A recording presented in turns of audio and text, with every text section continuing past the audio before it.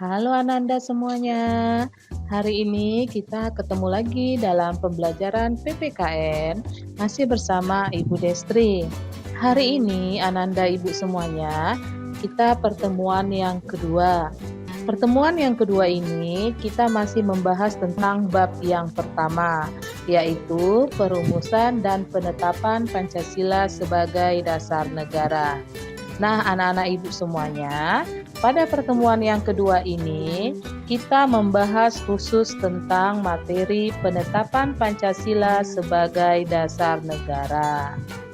Anak-anak ibu semuanya, yang menjadi tujuan pembelajaran kita pada pertemuan kedua ini ada 3, yaitu di akhir pembelajaran ini kalian harus mampu. Yang pertama, menjelaskan latar belakang terbentuknya PPKI. Yang kedua, menganalisis pelaksanaan sidang PPKI.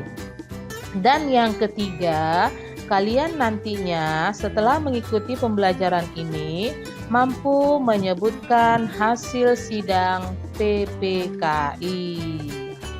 Ananda semuanya, masih ingat gak kalian pada pertemuan kita membahas apa?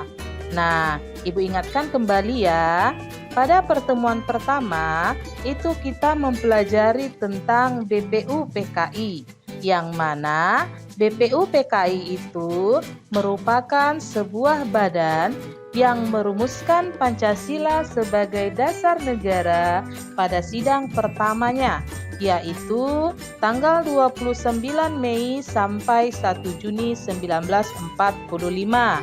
Di mana 3 tokoh yang memberikan ide tentang rumusan dasar negara adalah Muhammad Yamin, Supomo, dan Soekarno.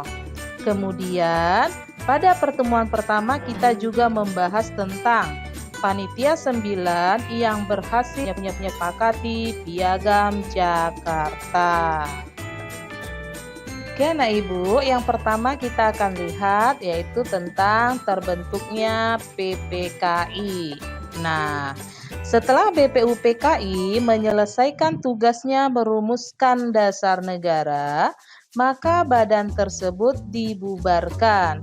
Kemudian, pada tanggal 7 Agustus 1945 dibentuklah PPKI, yaitu Panitia Persiapan Kemerdekaan Indonesia, yang bahasa Jepangnya disebut dengan Ritsu Junbi Inkai.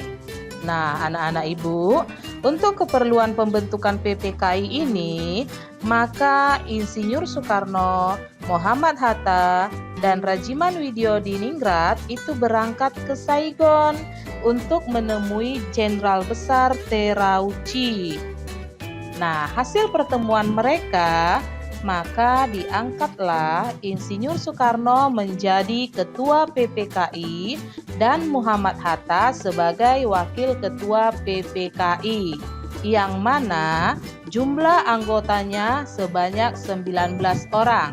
Kalau digabung dengan ketua dan wakil ketua menjadi 21 orang. Nah, anak-anak ibu, setelah Insinyur Soekarno kembali ke tanah air pada tanggal 14 Agustus 1945, Insinyur Soekarno itu membuat sebuah pengumuman penting. Apa pengumuman pentingnya? Yang pertama, Insinyur Soekarno mengumumkan bahwa Indonesia akan memerdekakan diri secepat mungkin, dan kemerdekaan itu bukan merupakan pemberian dari Jepang, tapi perjuangan bangsa Indonesia sendiri. Kemudian pengumuman yang kedua, untuk mempercepat kemerdekaan itu, anggota PPKI itu bertambah dari 21 orang menjadi 27 orang. Untuk menunjukkan keseriusan kemerdekaan itu, terlihat dari semua anggota PPKI itu berkewarganegaraan Indonesia. Setelah 2 kota penting Jepang, yaitu Hiroshima dan Nagasaki dibom oleh sekutu, hal itu membuat Jepang menyerah kepada sekutu pada tanggal 14 Agustus 1945. Nah, momen tersebut anak-anak ibu dimanfaatkan dengan baik oleh para tokoh negara untuk menyatakan kemerdekaan Indonesia.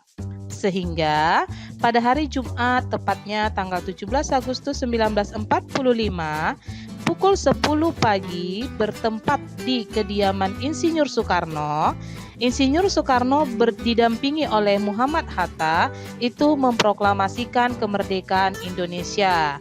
Sehingga mulai sejak tanggal 17 Agustus 1945, negara Indonesia berdiri sebagai sebuah negara merdeka.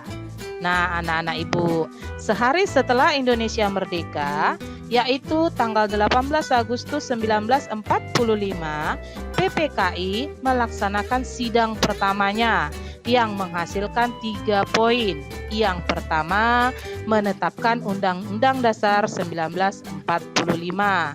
Kedua, memilih presiden dan wakil presiden, yaitu Soekarno sebagai presiden dan Muhammad Hatta sebagai wakil presiden. Kemudian yang ketiga, membentuk Komite Nasional Indonesia Pusat atau KNIP.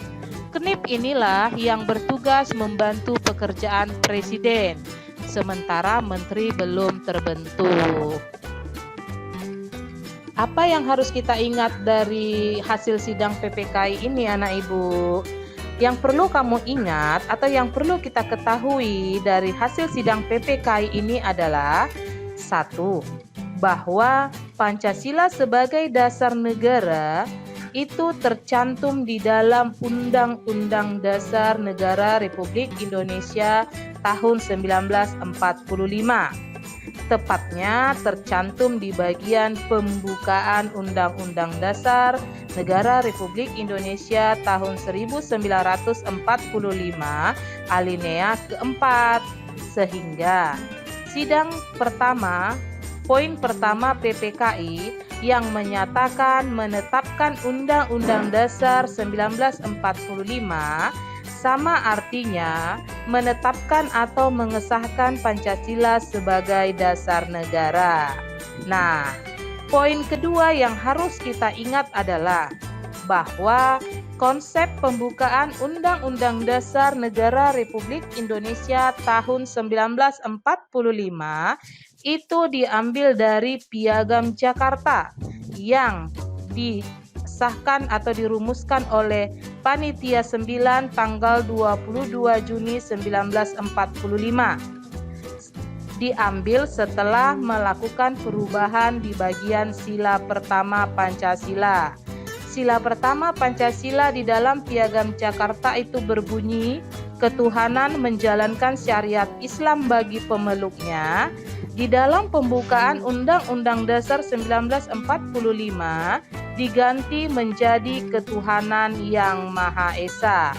Ini menunjukkan identitas negara Indonesia yang bhinneka. Anak-anak ibu semuanya, demikian pembelajaran kita hari ini.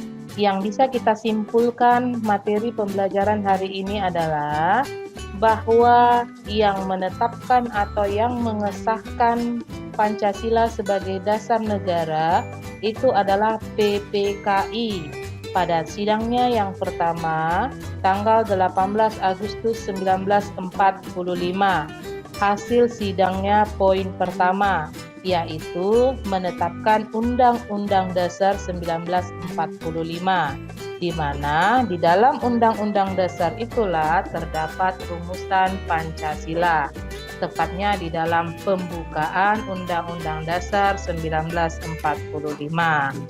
Oke anak ibu, sampai di sini pembelajarannya. Halo anak ibu, gimana belajarnya? Mudah-mudahan materi yang ibu sampaikan hari ini bermanfaat buat kamu dan kamu dapat memahaminya sehingga pembelajaran atau tujuan pembelajaran yang tadi disampaikan kamu bisa mencapainya dengan baik. Ingat untuk mengerjakan tugas yang ibu berikan.